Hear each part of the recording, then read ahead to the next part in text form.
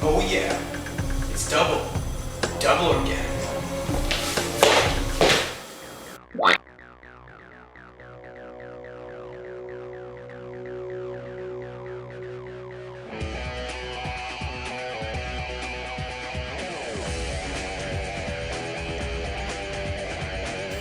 Why can't you deep squat? Well, in this video, I'm going to tell you what muscles might be tight and be preventing you from a deep squat, how to test those specific muscles, and how to fix that problem and stretch them.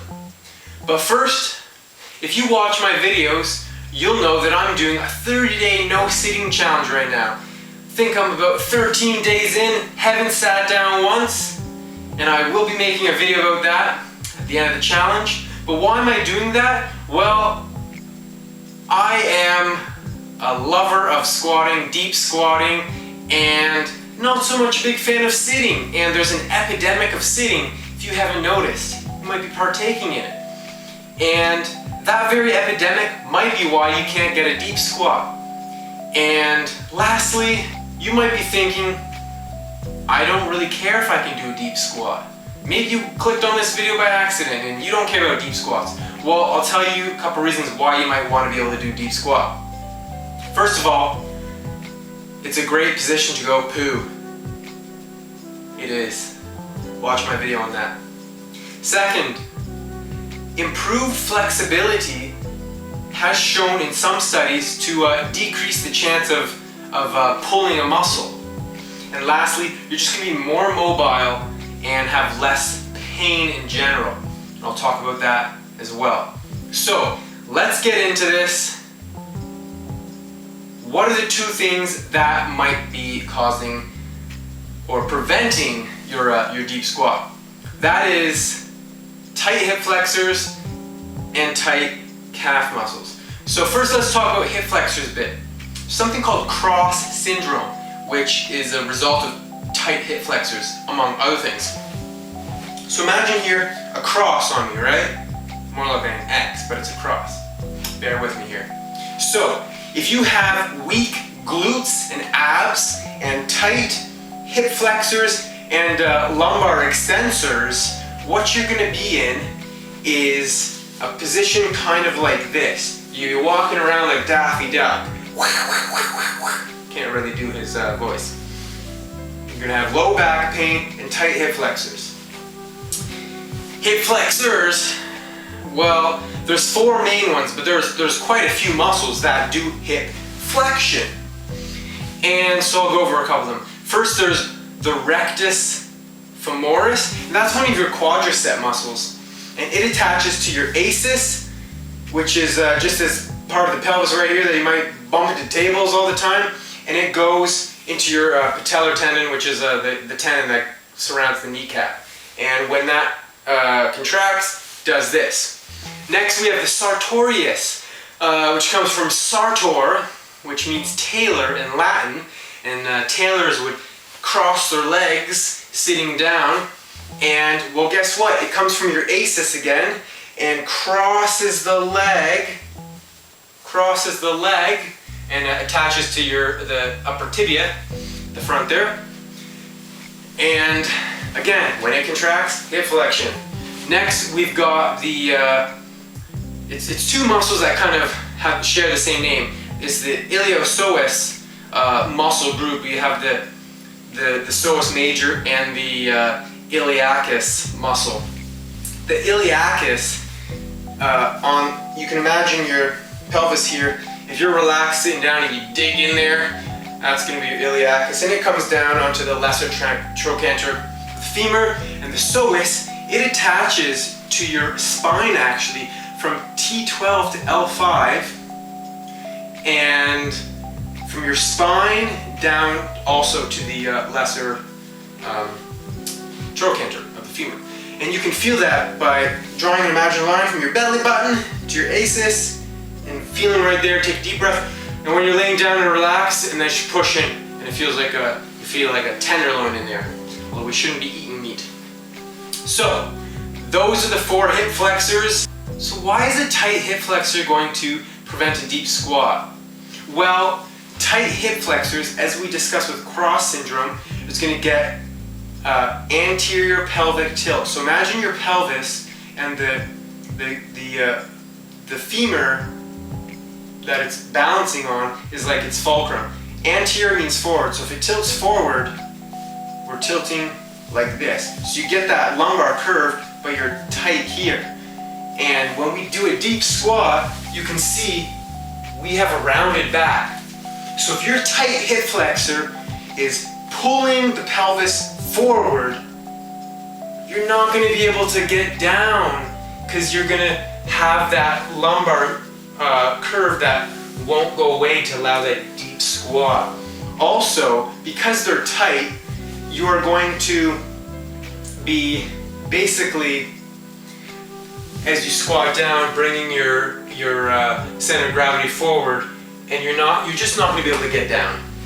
So that is the hip flexors.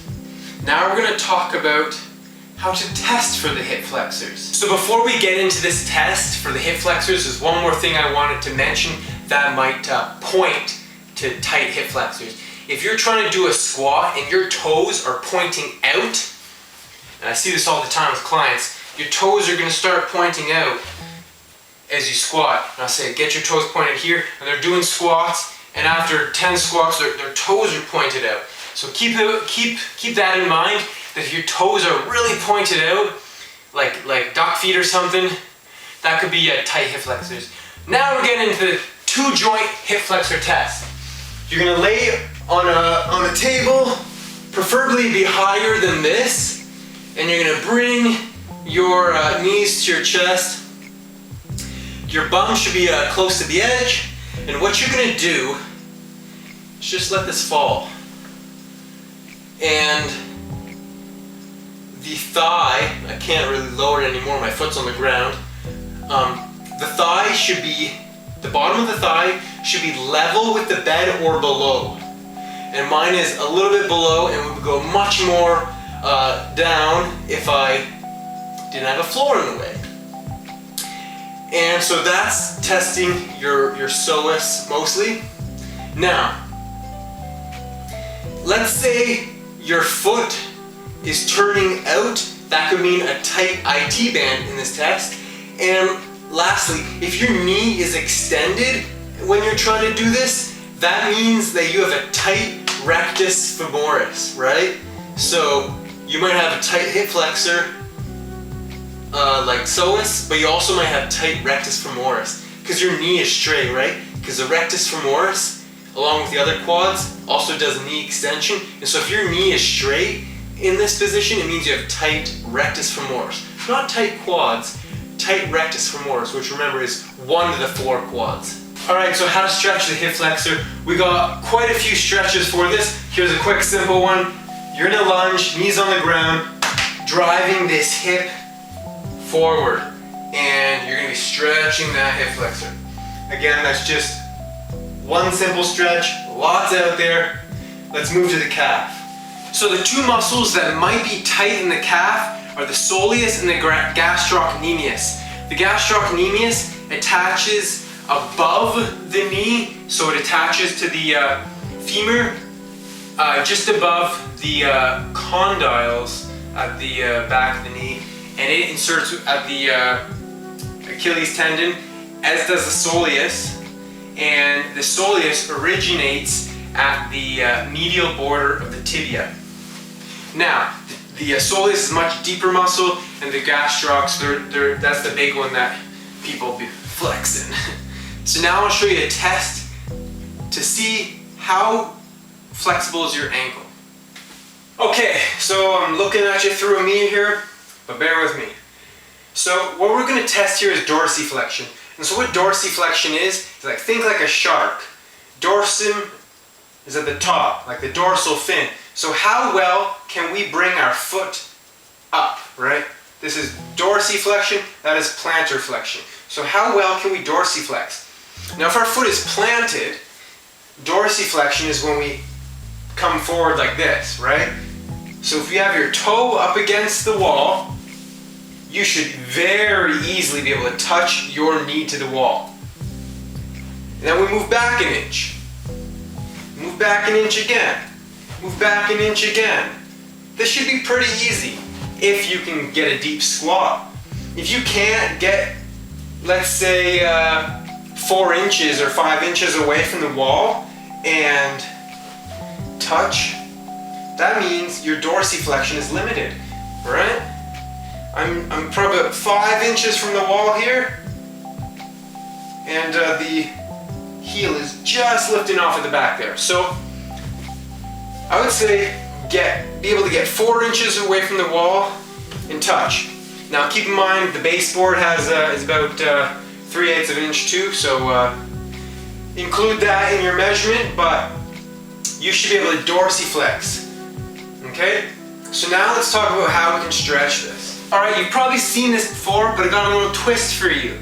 So to stretch your soleus or gastroc, something you gotta do. If you have a straight leg, that is your gastrocs. You're stretching your gastrocs as you bring the body forward. Now if it's a bent knee, got a bent knee, that's your soleus. Okay? Bent knee, soleus, straight leg, gastrocs. Hope that helps. Alright, so we covered a lot, talked about sitting, squatting, pooping, stretching, muscles, how to test them. Hope that helps in terms of learning what you got to do to get into that deep squat and why it's nice to be able to do a deep squat. And it really is sitting. All these people who sit all day, right? You're sitting down and that hip flexor is basically shortened all day. It's just that passive shortening for 8 hours plus per day. Your glutes, they get weak and now you can't squat. And if you can't squat, you ain't squat. So I hope that helped. If you want more videos like this, like it, share, subscribe, comment below. And I have lots of different tests in my arsenal in terms of testing this muscle or that for whether they're injured or if they're tight or something. So let me know what you need to know and I'll make a video for it. Until then, fruit and functional fitness. Hiya! Oh yeah, it's DoubleOrganic. Did you know I offer raw food coaching? Comment, like, share, and subscribe. Got epic recipes, fitness, and raw food motivation. Connect with me on Facebook, Instagram, and of course, YouTube. Whoa, look at all those recipes. Those look tasty. Give me some of that.